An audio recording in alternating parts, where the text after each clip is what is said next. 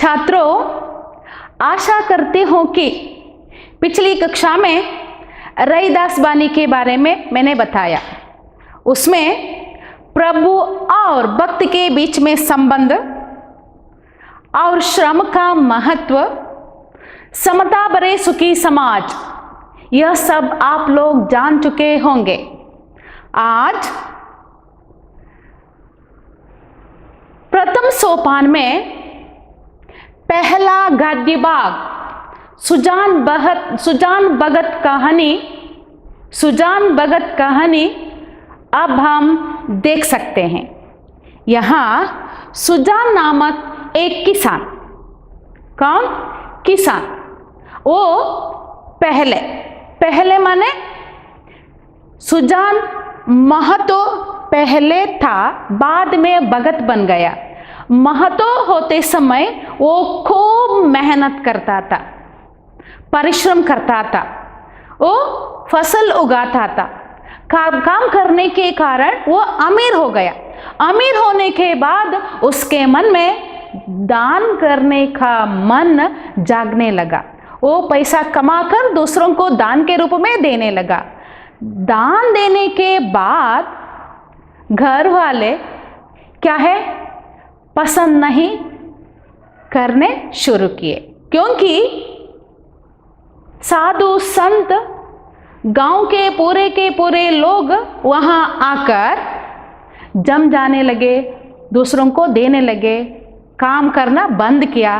काम करना बंद करने के बाद क्या होता है, घर में उसका अनादर होने लगा। गांव में आदर मिले तो भी घर में क्या होता है, पत्नी उपेक्षा करने लगी, पुत्र भी मां क्या करने लगी, उसी तरह अनुकरण करने लगे। घर में उसके अनादर होने के कारण वो क्या होता है, सुजान चिंता के मारे योचन करता है। योचन करने के बाद भगवद गीता में श्री कृष्ण ने कहा, क्या कहा, कर्मण्येवाधिकारस्ते मा फलेषु कदाचन। कर्म करो, फल की अपेक्षा किसे देना चाहिए, भगवान को देना चाहिए। उसी तरह कर्म करना या काम करना हमारा कर्तव्य है। हम काम न किए तो हमें कहीं भी आदर सत्कार नहीं मिलता। इसीलिए हम अकर्मण्य माने काम न करना, ऐसे किए तो, काम न किए तो कहीं भी हमें क्या सत्कार, गौरव, आदर नहीं मिलता। इसीलिए हमारा कर्म क्या है, हमारा धर्म क्या है, हम काम करना ही है। काम करके, मेहनत करके, खूब परिश्रम करके ही कमाना चाहिए। हम ऐसे न किए तो कहीं भी आदर सत्कार नहीं होता। इसीलिए आपको यह जानने के लिए मैं कहती हूँ कि क्या आप लोग क्या करना चाहिए, खूब मेहनत करना चाहिए, खूब परिश्रम करना चाहिए। यह सब इस कहानी के द्वारा आप लोग जान सकते हैं। आइए, इस कहानी का लेखक है मुंशी प्रेमचंद है। आइए, सुजान भगत, लेखक प्रेमचंद। लेखक परिचय देखिए। उपन्यास सम्राट मुंशी प्रेमचंद का जन्म 31 जुलाई 1880 ईस्वी को काशी के निकट लमही नामक गांव में हुआ था। आपके पिता का नाम अजायब राय तथा माता का नाम आनंदी देवी था। आपका जीवन बहुत ही संघर्षपूर्ण रहा। आपने घर पर ही पढ़कर इंटरमीडिएट एवं बीए की परीक्षाएं उत्तीर्ण की। देखिए, यहाँ उत्तीर्ण की करना क्रिया का स्त्रीलिंग रूप है कि। देखिए, आप पहले नवाब राय के नाम से उर्दू में लिखते थे, बाद में प्रेमचंद के नाम से हिंदी में लिखने लगे। आपने हिंदी में लगभग 300 कहानियां लिखी हैं, जो मानस सरोवर के 8 भागों में संकलित हैं। आपकी कहानियां आदर्शोन्मुख, यथार्थवादी है। आपकी शैली में सरलता, सजीवता एवं प्रभावोत्पादकता, सरलता, सजीवता एवं प्रभावोत्पादकता है। मुहावरेदार भाषा का प्रयोग आपकी विशेषता है। 8 अक्टूबर 1936 ईस्वी को आपका स्वर्गवास हुआ। उपन्यास है इनके सेवा सदन, प्रेमाश्रम, रंगभूमि, निर्मला, कर्मभूमि, गबन, गोदान। नाटक है करबला, संग्राम, प्रेम की वेदी आदि। निबंध साहित्य का उद्देश्य, स्वराज्य के फायदे, कुछ विचार आदि। सुजान भगत, देखिए आइए कवि परिचय या लेखक का परिचय जानने की कोई आवश्यकता नहीं है। पाठ का नाम और लेखक का नाम आप लोग जरूर जानना चाहिए। सुजान भगत कहानी ग्रामीण जीवन के परिवेश से संबंधित है।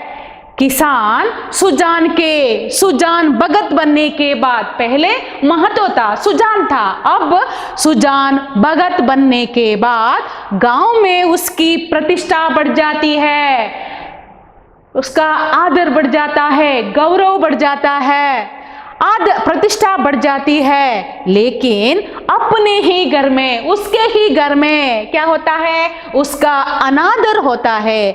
पुत्र और पत्नी द्वारा उपेक्षित माने तिरस्कृत भगत अत्यधिक परिश्रम कर ऐसी फसल उगाता है कि बखारी में अनाज रखने को जगह नहीं मिलती। बखारी माने धान्य भंडार में अनाज रखने को जगह नहीं मिलती, माने खूब फसल वो उगाता है। इस तरह वो अपना खोया हुआ अधिकार, देखिए घर में वो उपेक्षित सुजान भगत खोया हुआ अधिकार फिर हासिल करता है, फिर प्राप्त करता है।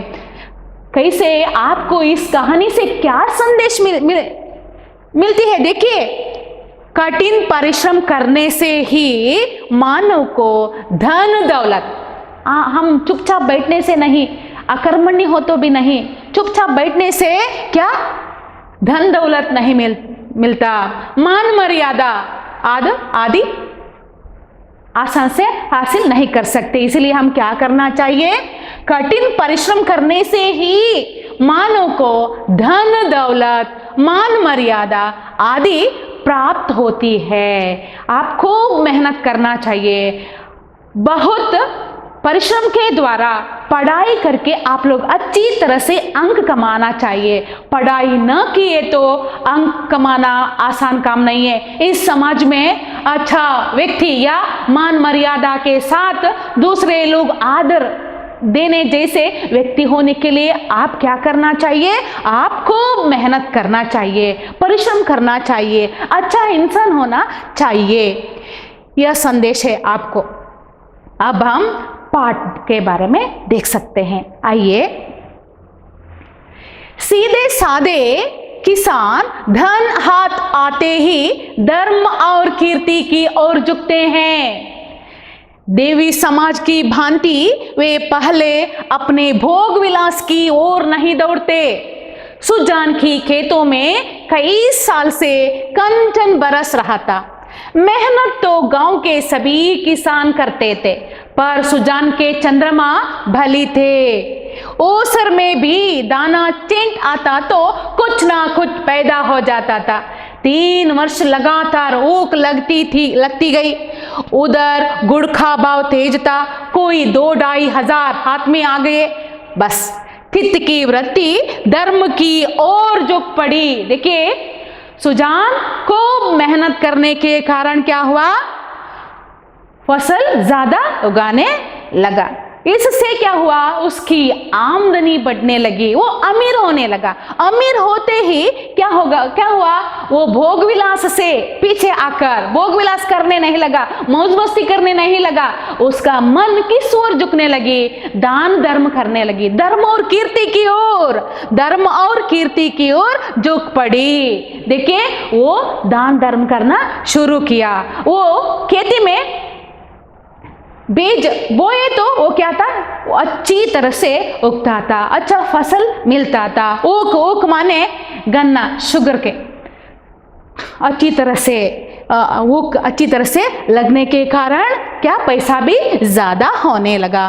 कोई 2-2.5 हजार हाथ में आ गए, बस उसका मन, उसकी चित्त की वृत्ति किस ओर झुक पड़ी?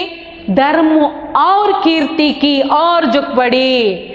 धर्म और कीर्ति की ओर, धर्म और उसकी चित्त की वृत्ति धर्म की ओर झुक पड़ी, धर्म और कीर्ति की ओर झुक पड़ी। साधु संतों का आदर सत्कार होने लगा। देखिए वो क्या करने लगा? साधु या सन्यासी लोगों का आदर सत्कार गौरव भाव से देखने लगा। द्वार पर धूनी जलने लगी। कानून गो इलाके में आते तो सुजान महतो के चौपाल में ठहरते। हल्के के हेड कांस्टेबल, थानेदार, शिक्षा विभाग के अफसर एक ना एक उस चौपाल में पड़ी ही रहता। देखिए तरह तरह के लोग, इंस्पेक्टर हो, कांस्टेबल हो और शिक्षा विभाग के अफसर हो और कोई महान महान व्यक्ति यहाँ इनके चौपाल में आकर बातें करते ठहरते। महतो मारे खुशी के फूले न समाते। यह क्या है? मुहावरे। खुशी का फूला न समाना माने बहुत खुश होना। महतो मारे खुशी के फूले न समाते। धन्य भाग उसके द्वार पर अब इतने बड़े बड़े हाकिम आकर ठहरते थे। बड़े बड़े व्यक्ति आकर इनके चौपाल में बैठकर बातें करते हैं ना, वो खुशी के मारे ठिकाना न रहा। जिन हाकिमों के सामने उसका मुंह न खुलता था, उन्हीं की आप महतो महतो करते जबान सूखती थी। कभी भी भजन भाव हो जाता। देखिए पहले इनका आदर नहीं करते थे वे लोग, इनसे बातें नहीं करते थे, वे ही लोग अब इनके घर में आकर बातें करने लगे। बहुत खुश होने लगा। किसे? सुजान भगत को। कभी कभी भजन भाव हो जाता। एक महात्मा ने डौल अच्छा देखा तो गांव में आसान जमा दिया। गांजे और चरस की बहार उड़ने लगी। एक ढोलक आई, मजीरे मंगाए गए, सत्संग होने लगा। यह सब सुजान के दम का जलूस था। घर में सेरो दूध होता, मगर सुजान के कंठ तले एक बूंद भी जाने की कसम थी। कभी हाकिम लोग चखते, कभी महात्मा लोग। किसान को दूध घी से क्या मतलब, उसे रोटी और साग चाहिए। सुजान की नम्रता का अब 12 पार न था। सबके सामने सिर झुकाए रहता। कहीं लोग यह न कहते लगे कि धन पाकर इसे घमंड हो गया है। गांव में बिल्कुल 3 कुएं थे। बहुत से खेतों में पानी ना पहुंचता था। खेती मारी जाती थी। सुजान ने एक पक्का कुआं बनवाया। सुजान ने गांव में क्या बनवाया? एक पक्का कुआं बनवाया। देखिए उनके घर में बहुत सारे गायें थी, बहुत सारी गायें थी। वे दूध भी देती थी। वो दूध सुजान ना पीता था, अन्य लोगों को वो देता था। उसे क्या चाहिए था? रोटी चाहिए था, रोटी सागो चाहिए था। सब लोगों को वो कुछ से देता था।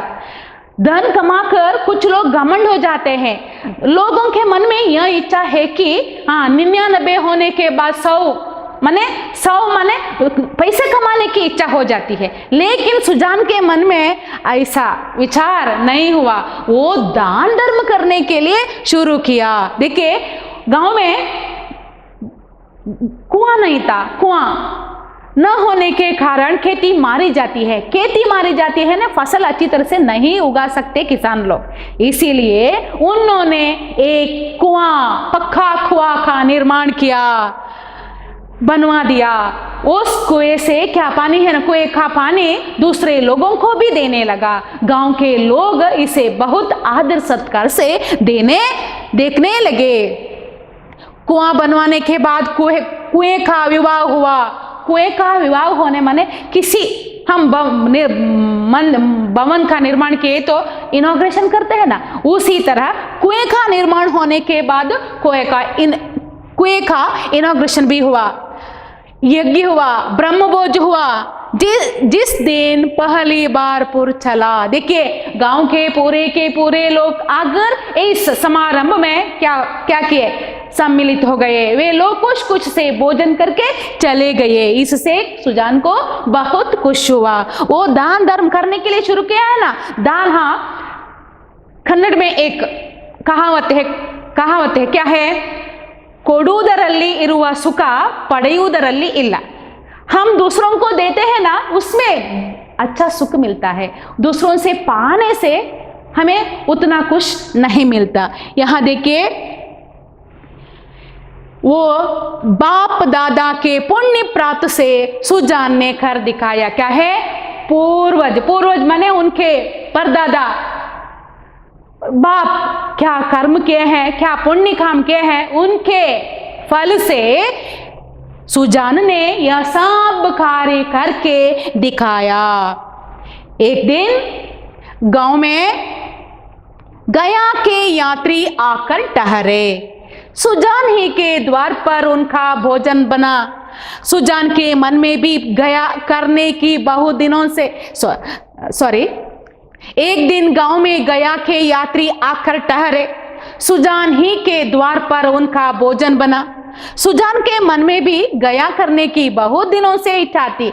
यह अच्छा अवसर देकर वो भी चलने को तैयार हो गया. देखिए, हम लोग काशी तीर्थ यात्रा करने के लिए काशी, हरिद्वार, केदारनाथ ऐसे चलते हैं ना, उसी तरह उस समय सुजान के गांव वाले कहां जाने के लिए तैयार हो गए? गया नामक तीर्थ क्षेत्र ये पर्यटन करने योचन के. वे जाने वाले लोग, गया जाने वाले लोग कहां आकर ठहर गए? सुजान के घर में ही ठहर गए. सुजान के घर में ही भोजन की व्यवस्था भी हुआ. सुजान के मन में भी गया जाने की इच्छा जगने लगा. इसलिए उसकी स्त्री बुलाकी ने कहा, क्या है, वो भी गया चलने के लिए तैयार हो गया, जाने के लिए तैयार हो गया.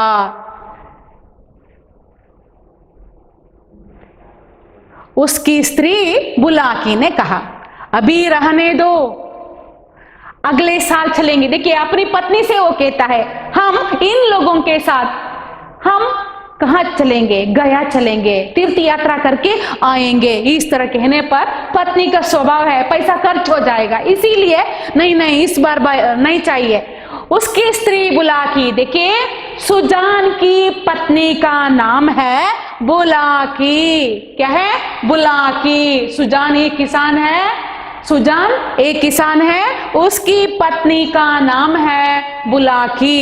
उसकी पत्नी ने कहा, अभी रहने दो, गया जाने की कोई आवश्यकता नहीं है, अगले साल चलेंगे. इस तरह बुलाकी कहती है. सुजान ने गंभीर भाव से कहा, किसने कमाया? धन संपत्ति किसने अर्जित किया? सुजान ने ही किया है ना. कौन कमाता है उसका ही अधिकार होता है, उसका ही क्या होता है? चलता है. वो क्या कहता है वो चलता है.